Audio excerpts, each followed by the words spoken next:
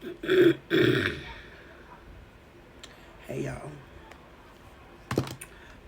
Um, I never thought that I would be one of the girls who come on TikTok and, you know, talk about my journey with God, my journey with Christ.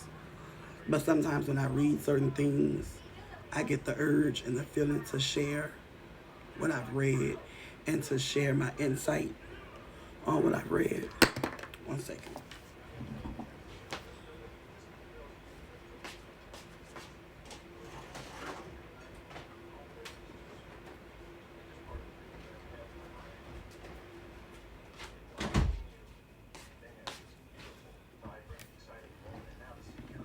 My son got that fan on in the front. I get the urge to want to come on and share my insight and my thoughts on what I've read and just pose questions and put something on your mind to make you think because, they say when you are a prophet or you are a child of God or a soldier of God, you have these special gifts from God. You're supposed to spread the word, spread his message, and bring those who have backslid back to the fold. And I don't claim to be no prophet, no minister, no preacher. I'm just a woman who has been through some things in life and I overcame those things. I'm still alive to tell the story thanks to God's love and forgiveness. Now, I've been reading this book. I bought this book at the hospital where I go to see my doctor. It's called 3 Minute Power Prayers to Start Your Day. This little book cost me like $6. And you read a passage in it every morning, evening, afternoon, or whatever. You just read one every day. I haven't been reading them. But I have a tendency when I start reading books like this, I may put it down for a couple of weeks, a couple of months, shit, a couple of years. But when I pick it up, whatever I'm reading in that moment reflects something that's going on in my life in that moment. So the passage I read today, it says, it's called Surprising Love. And it says, do not remember the sins of my youth or my wrongdoings. Remember me according to your faithfulness. For your goodness' sake, Lord, the Lord is good and upright. Therefore, he instructs sinners in the way. Psalms 25, verses 7 through 8, NASB. And at the bottom it says, Dear Father, when I think of your love for me, it blows my mind.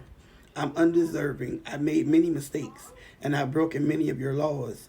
But your love, it catches me by surprise, and I almost lose my breath. When you look at me, you don't see my past. You don't see my mistakes or failures. You only see your cherished child. Thank you for viewing me through the lens of your love. I want my entire life to be a continuous act of gratitude, but I can't do that without your guidance and instruction. Hold my hand today, Father. Show me how to be good like you. And at the bottom of every prayer, there's a question. And the question for today, it says, do you see yourself differently than God sees you? Describe the difference. Now, I feel the way God sees me as being perfect in his eyes. But me personally, I don't. I see flaws. I see, things I've done, things I sometimes continue to do that I know God isn't pleased with. But for the last year or so, I'm beginning to see myself the way God sees me because I'm beginning to fall off on a lot of things I used to do. I'm beginning to um, mentally and spiritually rectify things that I used to do, things I used to say, how I used to act. Um, but I don't think any of us could ever see ourselves the way God sees us. Because a lot of us don't know how God sees us. A lot of us don't know God. They pretend to and they say they do, but in actuality, they don't. Because I feel like I look at certain things that people do and the way they act, and they go to church every weekend, every Sunday, sometimes twice on Wednesday, but yet they still do things that I feel and I've read that is ungodly and is a sin. But for me, for the most part, I never wanted to be the one to boast on how God sees me and the fact that God don't play about me, and because everything I've been to, I've gotten through, from open chest surgery to pre-cancer surgery 4 times to prevent me from getting cancer, vaginal cancer, to several eye surgeries. You know, I've been through a lot in my life, and I just recently, over the last year or two, begin to understand that there is a purpose on my life. I've been told this all my life. There's a purpose, a stronghold purpose that I'm supposed to be doing, that I'm supposed to take part in, but I never really paid much attention to it when I was young. I guess it wasn't time for me to hone in on that particular gift or passion or whatever it is.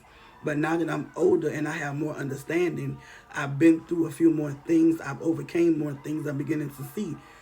I look at people who have the same illnesses that I do, and I look at how they're living and what they're going through, and the fact that they're not in remission and they're suffering in their own way, or they can't work, they can't do things that they used to do. They were diagnosed later in life, compared to me being diagnosed at 2 with the main illness I was born with.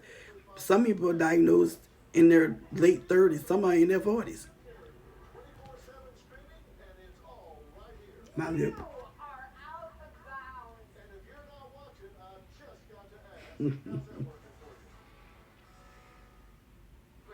My lip is peeling.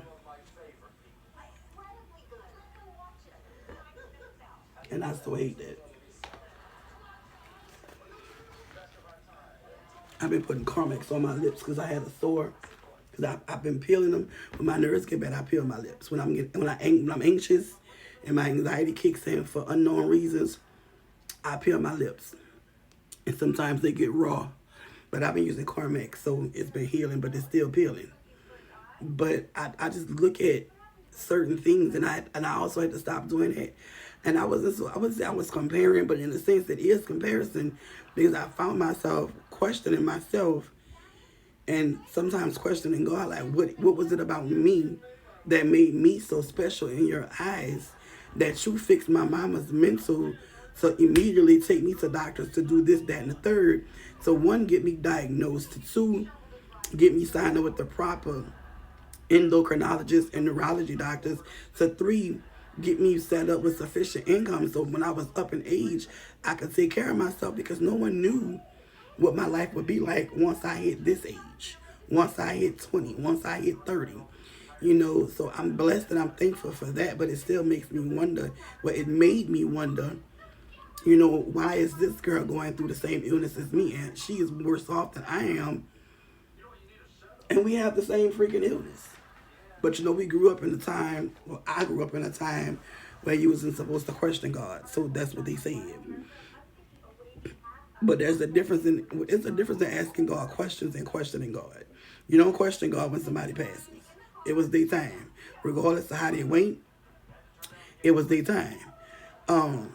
If they went in a horrific way, if they went by their own hands, if they went because they was out in the street life, certain things causes you to walk right into being in the upper room, because you choose to do things that you know you shouldn't be doing, but you choose to do them anyway. And I feel like all that's a part of that person's life. We can't question life and death, but we can ask God questions. He's our Father. We can go to Him with problems and things of that sort.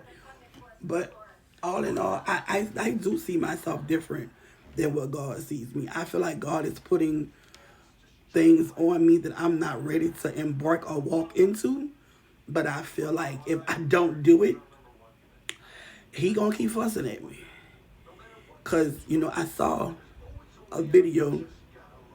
This is about the end. But I saw a video where this guy was saying people walk around afraid of Satan because he's supposed to be the almighty evil one. It's the video of the woman from YouTube saying that she had died or whatever, and she went through the process of feeling hell creep up her legs, and she posed the question to him: why would you be afraid of the created versus being afraid of the creator? Don't you think the creator has more juice and more of a wrath than someone he created? Think about it.